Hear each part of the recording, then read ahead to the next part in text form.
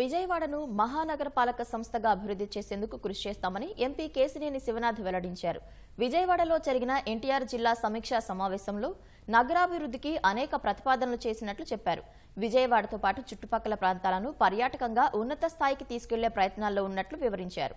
Municipal స్టేడియాన్ని మిన్నగా తయారు చేసి క్రీడలు, క్రీడాకారులను ప్రోత్సహిస్తామంటున్న కేశినేని శివనాథ్తో మా ప్రతినిధి కనకారావు ముఖాముఖి.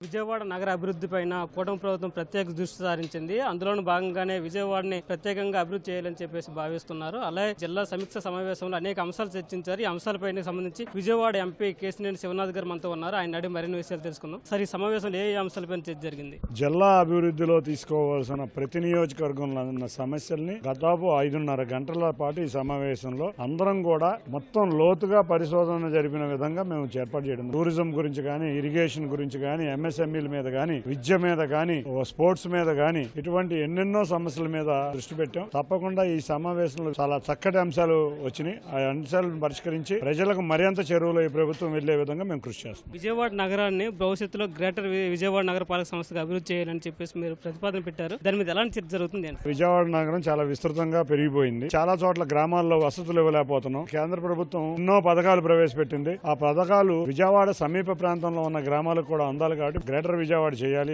నిజంగా చూస్తే పక్కనున్న గొల్లపూడి ప్రాంతంలో గానీ, జక్కంపూడిలో గానీ సరైన వసతులు లేక చాలా ఇబ్బంది పడుతున్నారు. ఇటువంటి ఇబ్బందులు పడే ప్రాంతాలన్నింటినీ కూడా విజయవాడలో కలపాలని మేము ఒక ప్రతిపాదన పెట్టాం. అది ముఖ్యమంత్రి గారు తీసుకోవాల్సిన డెసిషన్. తప్పకుండా వారు పాజిటివ్ గా తీసుకుంటారని అనుకుంటున్నాం. ఏ ప్రాంతాలని కలపబోతున్నారు సార్ గ్రేటర్ విజయవాడ నగరపాలక సంస్థ చేస్తే? మేము ప్రతిపాదించాం. కలపాల్సినవి అనేది వాళ్ళందరూ అధ్యయనం చేయాలి. అధ్యయనం చేసినాక ఏ విధ ప్రాంతాల్లో అవసరం ఉందో ఆ ప్రాంతాల మీద వారి డెసిషన్ తీసుకుంటాం. విజయవాడ నగరంలో సంబంధించి ఫుడ్ కోర్టుల సంఖ్య పెంచాలి, దాంతో పాటు చిరు వ్యాపారులకు కూడా చేయూత ఇవ్వాలని చెప్పేసి మీరు ప్రతిపాదించారు. దానికి సంబంధించి చిరు వ్యాపారులకు చేయూత ఇవ్వాలి, ఫుడ్ కోర్టులు పెంచాలి. ఎక్కడికక్కడ వాళ్ళ టూరిజం లో భాగం అయిపోయింది. ఎక్కడికక్కడ ఫుడ్ కోర్ట్స్ మనం చూస్తే ఇంటర్నేషనల్ టూరిజం లో ముఖ్య పాత్ర ఫుడ్ కోర్టులదే. మన దేశంలో ఉన్న పరిస్థితుల ప్రకారం చిరు వ్యాపారులు చాలా మంది ఇటువంటి ఫుడ్ కోర్టు వల్ల ఆదాయం పొందారు. విజయవాడ నగరంలో చాలా మంది ఇటువంటి చిన్న చిన్న వ్యాపారస్తులు ఉన్నారు కాబట్టి వారి కోసమే ఎక్కడికక్కడ ఫుడ్ కోర్టులు ఏర్పాటు చేసి ప్రజలందరూ ట్రాఫిక్ సమస్య ఇబ్బంది లేకుండా ఒక చోటకు వచ్చి అక్కడ ఫుడ్ కోర్టులను ఎంజాయ్ చేస్తా అన్ని చోట్ల అటువంటి పెడితే విజయవాడ నగరం బాగుంటుంది, అభివృద్ధి ఉంటుందని మేము ఫుడ్ కోర్టు పెంచాలని కోరుతున్నాం. ఇందిరాగాంధీ మున్సిపల్ స్టేడియం అభివృద్ధికి సంబంధించి ఎలాంటి చర్యలు తీసుకోబోతున్నారు? గౌరవ ముఖ్యమంత్రి గారు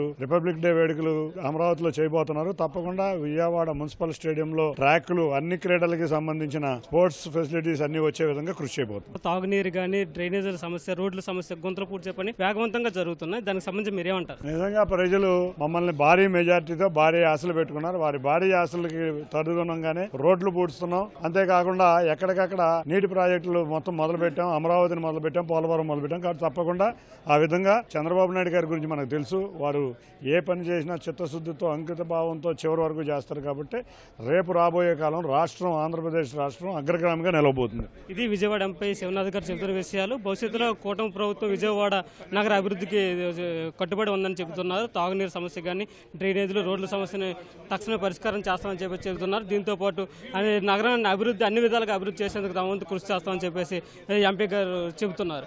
కేవలం స్వామితో కనకారావు, ఈటీవీ న్యూస్, విజయవాడ నుంచి.